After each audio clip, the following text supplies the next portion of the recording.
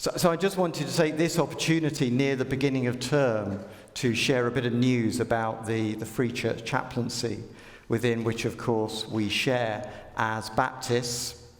You don't need me to tell you, probably, that students are back. I suspect you've noticed from the city centre and from the empty shelves in Wilko that students are back, and it's a joy to have them because they do bring life and colour to our city. Term has restarted. It is much more normal this year. Following the pandemic, it has more of a normal feel, which is good. And the role of being there 3 days a week as a chaplain within the multi-faith university chaplaincy team is just the most amazing privilege. We have students from across the United Kingdom, and we have students from around the world. In these last couple of weeks, I've met students from India, Russia, Vietnam, Indonesia, Canada, and Australia. You know, the list could go on. It's amazing how many people we meet. As well as an incredible privilege, it is also a challenge as well. It's kind of different every year. What's asked of us is almost different every term. And I think challenging too, because we now have a generation at university for whom, at best, church can be something that is rather quaint, but rather distant and really has no great relevance to their lives.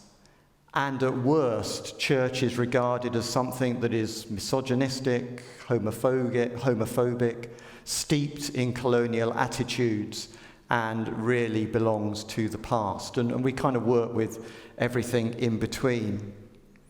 But I think also with this generation, there's huge opportunity, because this is a generation who are coming, I think, with a much greater awareness of spirituality and finding meaning in life. You know, wanting to protect the planet, wanting to find more than, you know, material wealth in their life, and a real desire to show compassion, inclusion, and care for the earth and all its inhabitants, and care for community. So that's the kind of context within which we work. We're very much welcomed by the university, who value us being there. And I thought you may wonder, what on earth do I do up there? Well, in a way, my week, or my days at the university, fall into three different groups.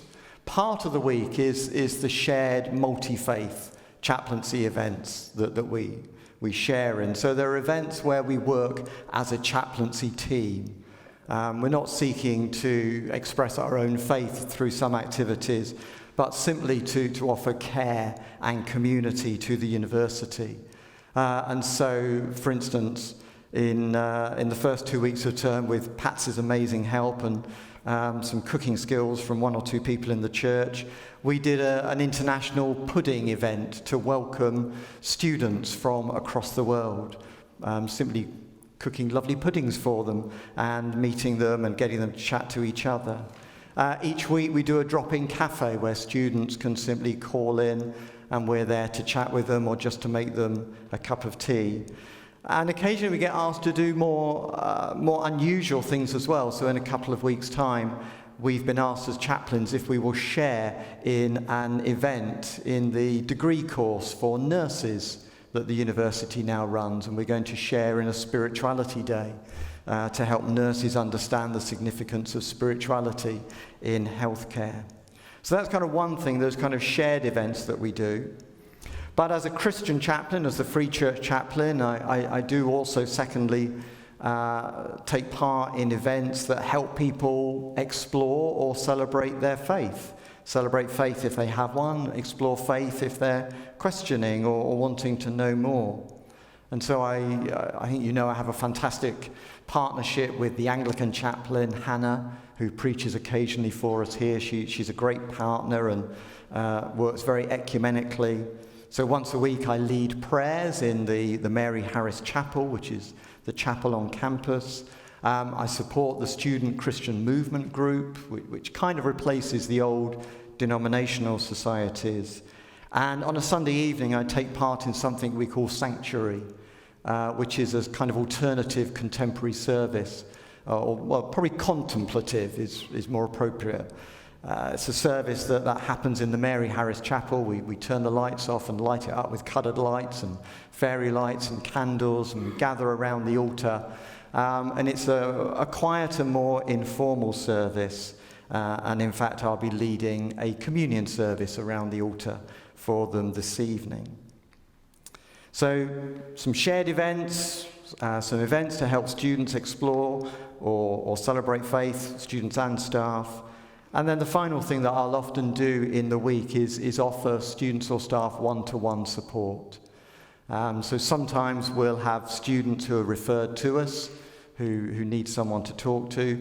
Quite often, just through our work, we'll meet students who'll kind of say, could you have a cup of tea with me sometime? Or, a student who was supporting someone and asked, can I just talk it through with you, just unburden myself from what I'm doing?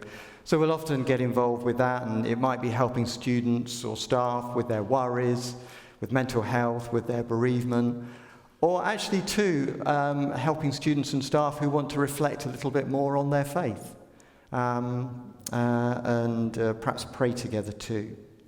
So that's kind of my work at the university. We really value your prayers for that. And I say the university is supportive of chaplaincy, perhaps more than I've ever known it, which is really encouraging. And in 2 years' time, the university has told us that we will have our own dedicated chaplaincy centre. So we've got to wait 2 years for it, but right at the heart of campus, the university is going to build a new chaplaincy centre, which will just really make our work so much more visible and so much more accessible.